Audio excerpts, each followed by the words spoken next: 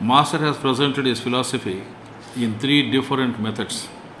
In Reality at Dawn, he gives us a picture of rings, 5 rings of Maya, 11 rings of ego, and 7 rings of splendor. In this book, Efficacy of Rajayoga, he presents 3 regions called the heart region, mind region, and central region. And in the book Towards Infinity, he explains the system through a journey in the 13 knots located in the human frame. It has been a matter of a bit of confusion for many to integrate all this. But these books are presentations in 3 angles: the philosophical Reality at Dawn, the yogic and semi-metaphysical Efficacy of Rajayoga, and the yogic psychological Towards Infinity. After suggesting these, I would like to dwell more on the practical aspect of Rings of Egoism. Master has not given an account of these rings in his works, except in this book based on regions. In the chapter Central Region, he in a sense covers all aspects of Brahma Vidya. He gives an account of the stages of ego we form as we progress in the path.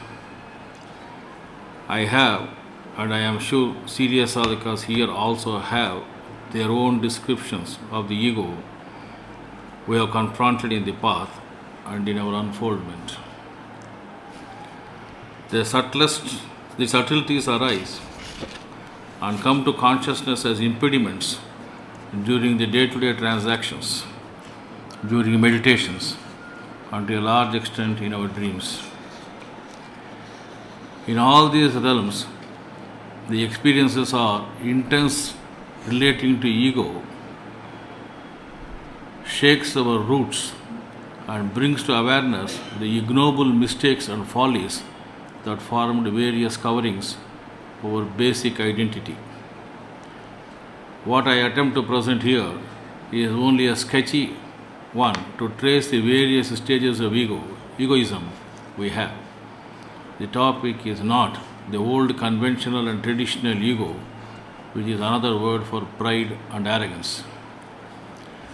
The ego we are considering is related to the realm of possessiveness involving me, mine, we, and our. From these states of possessiveness, we discover it is all his in every sense of the term. The problem continues even at higher stages, and so long as the Jiva is there, some residual ego will be there. Though totally out of context, yet I thought it necessary to point out a report I heard in the past 2 days or so, that in a particular mutt at the famous pilgrim center Madurai in Tamil Nadu, the head of the mutt chose his successor and very soon has withdrawn that status. This led to litigation and quarrel. This is the non-possessiveness of the renounced that we find. I mention this only to caution how much we cling to things and statuses. These rings of egoism are in the heart and mind regions, and the last ring is very near the central region. Master says the idea of egoism starts from the body. When you do anything under this influence, you feel the solidity of things with the idea that you, the body, do anything under this influence. You feel the solidity of things with the idea that you are doing it, the body is doing it. This is the lowest or the crudest form of egoism. In this stage, the I of a person is located on his body.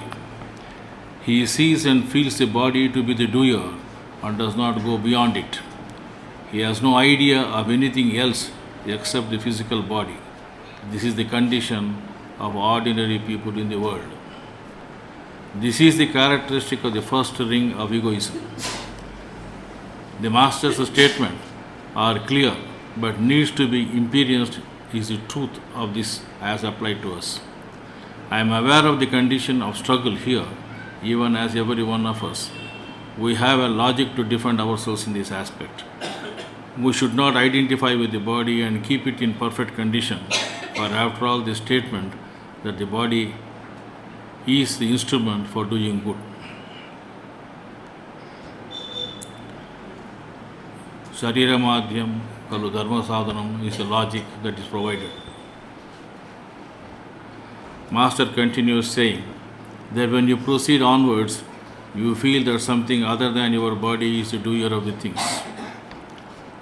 This is the second stage of egoism. Here the vision of a person passes on from the physical body to something inward or final. Different people identify according to their own thoughts and beliefs.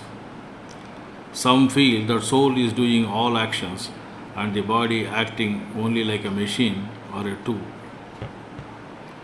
The characteristic of the second ring of egoism is this identification with the soul, whose nature neither the person nor anyone is capable of explaining. As I have several times stated, there is nothing as an entity called soul, and it is only a conglomerate. Most of the time, it is considered as conscience, by a peculiar capacity to create a faculty into an identity which is purely a figment of imagination.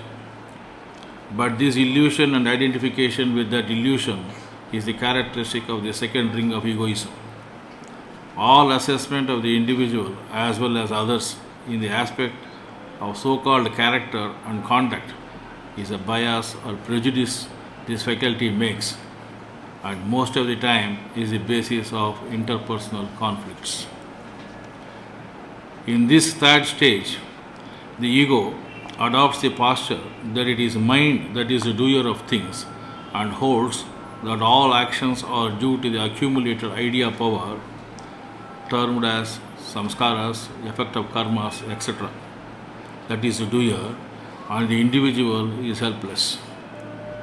This aspect is the most popular one of the religious and pseudo-religious persons.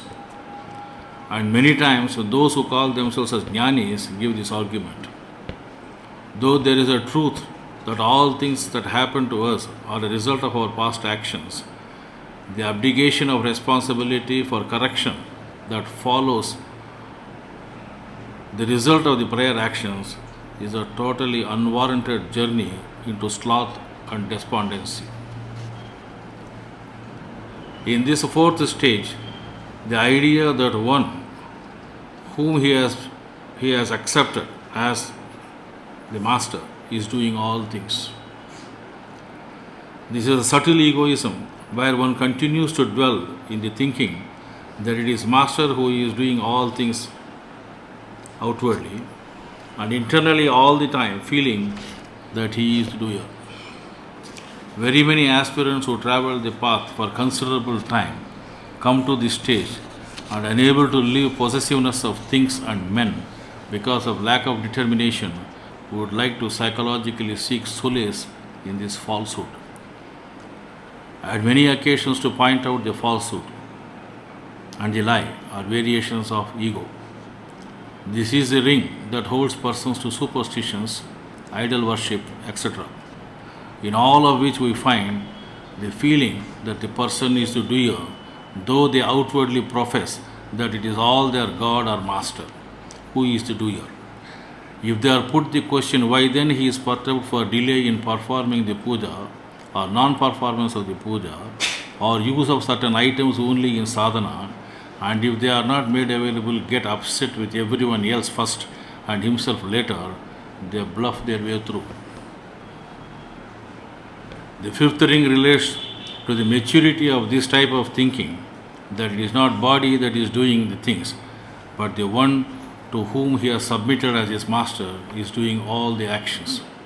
This is the stage when every other aspect of sadhana being there, one enters the realm beyond body. Here ends the region of elements or Pindadesh.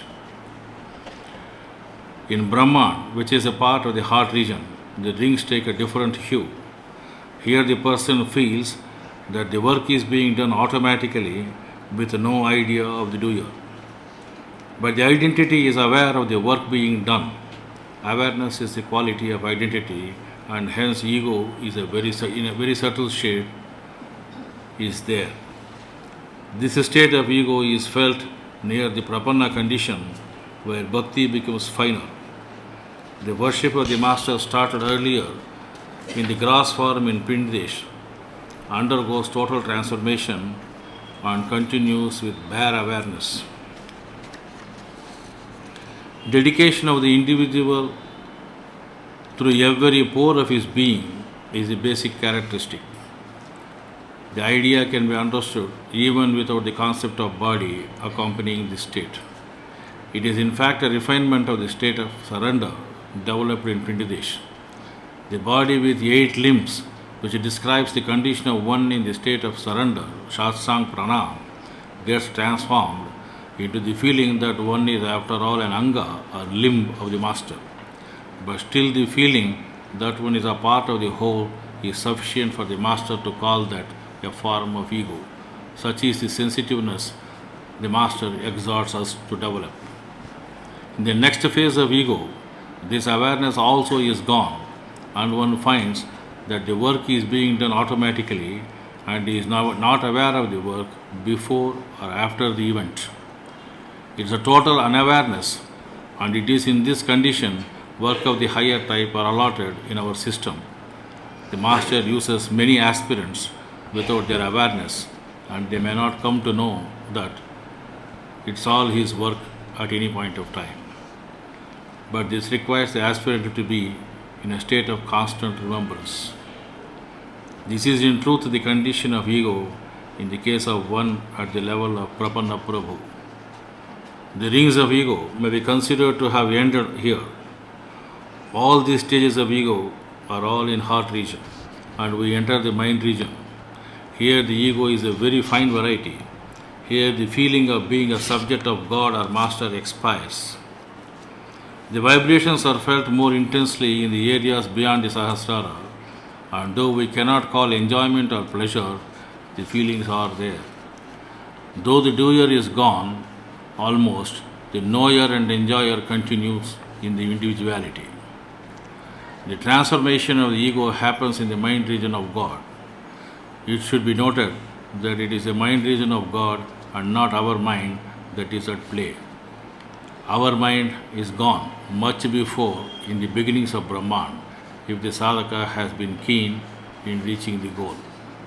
One needs a very strong determination to move on and should yield to the work of the master who is giving the push.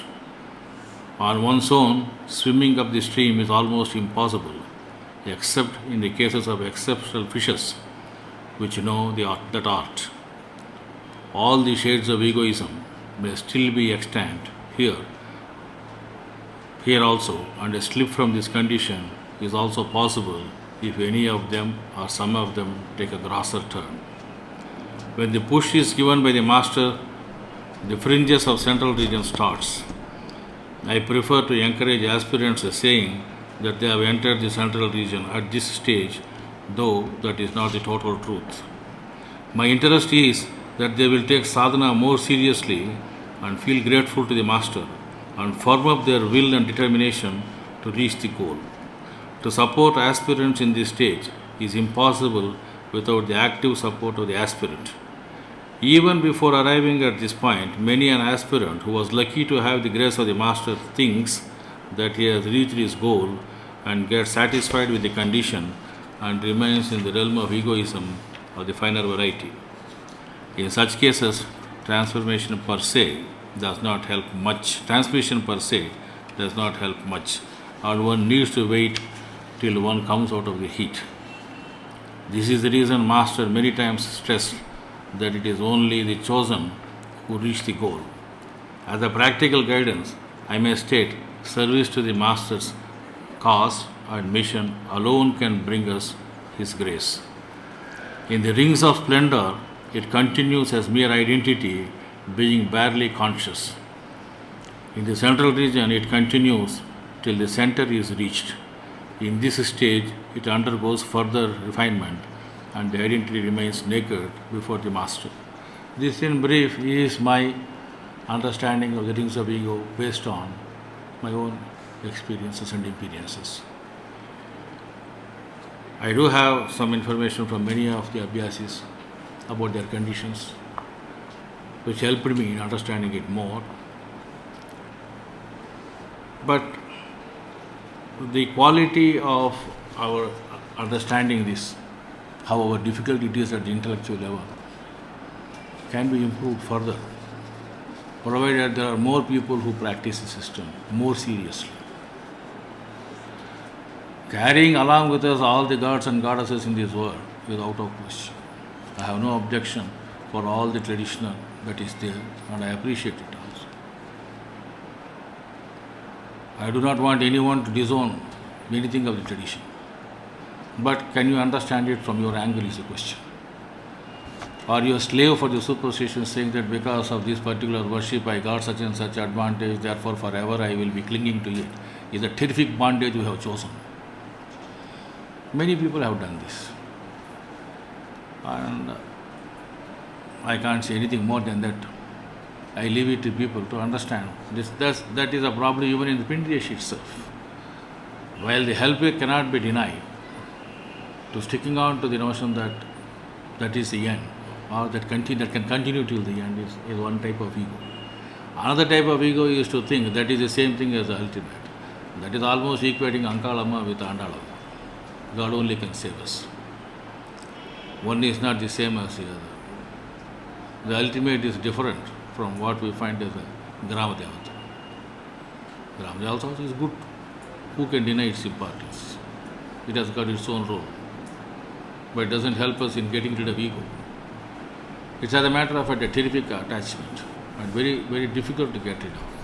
Anyway, I have not been able to still see the fineness of the 11th ring, and I wonder whether it continues coterminous with the rings of splendour in the final stage. When we go through the biographies of the masters, it is clear that they were still having problems with body to a great extent and mind to a lesser extent, based on the various ideas and ideologies to which they have subscribed. In the letters of the Master, we find him referring to the state of humanity remaining nominally even after Laya in the Absolute. This raises questions of serious philosophical concern, because the system of our Master is entirely new, and the discovery of the central region is one of his unique contributions in the field of yoga. We cannot adopt the definitions of Laya as given in the scripture or text. If we are having the impediments of entering into the central region, even while living in the body, it is because of His grace and His love, which knows no bounds. It is here our notions gained from scriptures and texts of Vedanta come in the way and start questioning the very pramana or tool of knowledge we have adopted, namely the Anubhava pramana, which is substantiated by the impediments following the same. I am happy to release the revised edition of the book of Efficacy of Rajayoga. I thank you for the opportunity given to serve and feel grateful through the core of my being for being given such an opportunity. Thank you.